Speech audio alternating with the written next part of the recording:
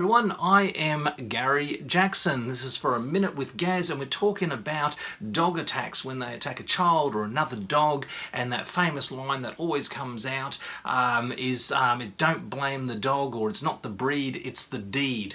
Now the deed they're talking about is the actual dog attack, and they want people to say, no, it's not my particular breed which is doing it, it's an individual thing. So let's have a little bit more clarity on this. Now when we look at some of the breeders that are producing some really super strong working dogs, they'll be going off like a kid in a candy shop, raving about how strong their dogs are, how genetically superior they are, they're strong in character, they're solid as a rock, their bite pressure is great, their drive is phenomenal, their prey drive, their defense, all this is really good. But then that dog bites someone, oh, it's got nothing to do with the breed. No, nothing at all. No, it's an individual thing. So it's like when you have a working cattle dog which comes from extremely good working lines and that, and he naturally starts rounding up the chickens, and you can't claim and say, no, it's got nothing to do with the breed or the breeding, it's just an individual thing that he's doing. So it has got something to do with this. Now, we look at Labradors, and you do get a variation within the breeds as well. So you've got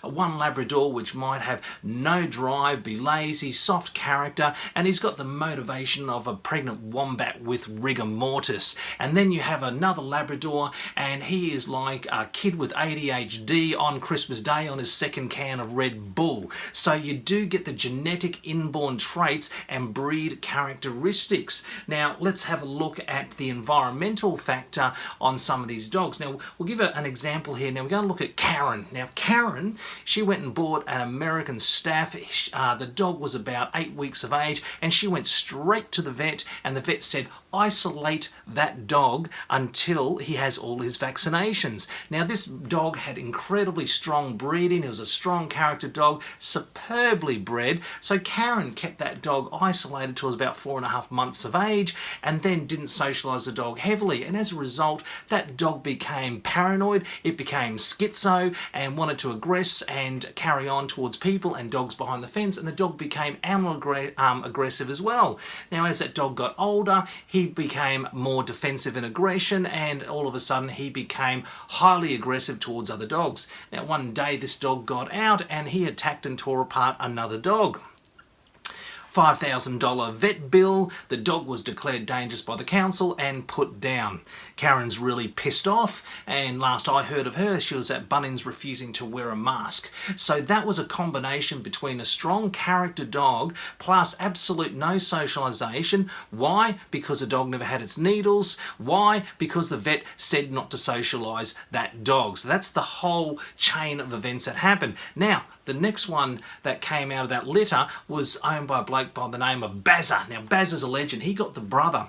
Now what he did, he went away and did his research. He went and got this book, The Ultimate Dog Book, from gazjackson.com, and he did his research on how to raise and socialise his dog. He got this as an ebook and 3 hours of video and so on, and he knew what he was doing. Now as a result, he got that puppy, took it back, and when he went to the vet said isolate that dog till he has all his needles, and he told the vet to get stuffed and got himself a new vet. Now, he socialised that dog heavily to all sorts of environments and people. He just avoided high-risk areas like vet surgeries. Now, he socialised that dog, and as a result, that dog was great with children. It was great with other dogs. It was great with adults. It loved going to the beach. It was a beautiful, safe, happy dog in the environment. Both of these dogs, both brothers, both the same genetic base, both raised differently, two completely different outcomes. So when a dog bites, it's generally a combination between breed, breeding, as well as environment, and that's going to dictate to you whether the dog is going to do the deed or not. So hope that's clarified a few little questions there, and I'd have to say that with all the time I've been doing dog bite prevention, the number one reason for dog attacks, which produce more dog attacks than anything else, is dogs that have not been socialised either during their critical period or been isolated. As a result, the suspicion becomes high, they become animal aggressive, people aggressive, and so on. And you might say, well, what about dogs that are just territorial or overprotective of the owners? Yes, true, but a lot of the time that root cause is caused by lack of socialisation, which makes a dog paranoid about the outside world, and then becomes overprotective of their owner. So all these problems are caused by lack of socialization. So when you hear it's the not the breed, it's the deed, well, it's the breed, it's the breeding, and it's the environment, and that is going to determine whether that dog actually bites or does not bite. The big thing is the environment. Socialize, socialize, socialize that pup, and don't listen to the vet advice if they say to isolate it during that critical period. Anyway, I hope that's clarified a couple of things there. It's not the breed, it's the deed.